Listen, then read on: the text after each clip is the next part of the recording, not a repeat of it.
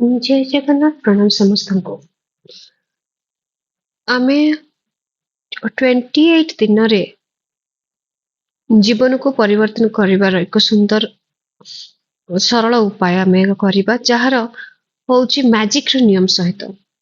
आपण केबे भाबिचंती कि काहेकि किछि लोकंक जीवन सदा खुशी सफलता सुजोग रे भरी थाए एवं काहेकि किछि लोकंक जीवन सदा समस्या चिंता असंतोष घेरेई रही थांती। सत कथा होउची जीवन गोटे अदृश्य शक्ति काम करुची। सेई शक्ति को आमे कहूछु मैजिक किंबा जादू। एई जादू कौनसी काहानी नुह, यह जीवन एक सत्य नियम। यह आपणकर चिंता आपणकर अनुभव एवं आपणकर शब्द द्वारा ही काम करे।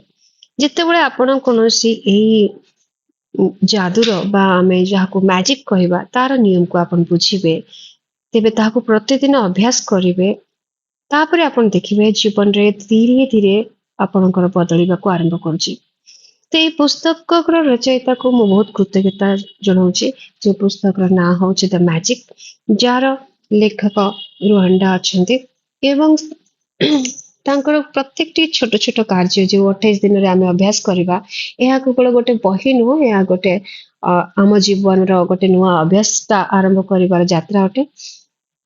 ଏଇ ଜର୍ଣ୍ଣିରେ ଆମେ ପ୍ରତ୍ୟେକ ଦିନ ଗୋଟେ ଗୋଟେ ଛୋଟ କାର୍ଯ୍ୟ କରିବା ଏବଂ ଗୋଟେ ଗୋଟେ ସରଳ ଅଭ୍ୟାସ କରିବା, ଯାହା ଆପଣଙ୍କୁ ଯୋଉ ମ୍ୟାଜିକର ଟ୍ରୁଥ ପାୱାରକୁ ଅନୁଭବ କରାଇବ। ତେବେ ଏହି 28 ଦିନ ଭିତରେ ଆମେ କଣ ବୁଝିବା କଣ ଜାଣିବା, ଏଥିରୁ ପାଇବା ଅଧିକ ଖୁସି, ଅଧିକ ଶାନ୍ତି, ଅଧିକ ଆତ୍ମବିଶ୍ୱାସ ଏବଂ ନିଜ ସମ୍ପର୍କରେ ସୁଧାର, ତାପରେ କିଛି ନିଜ ସ୍ୱପ୍ନ ପାଇଁ ସ୍ପଷ୍ଟ ଦିଗ।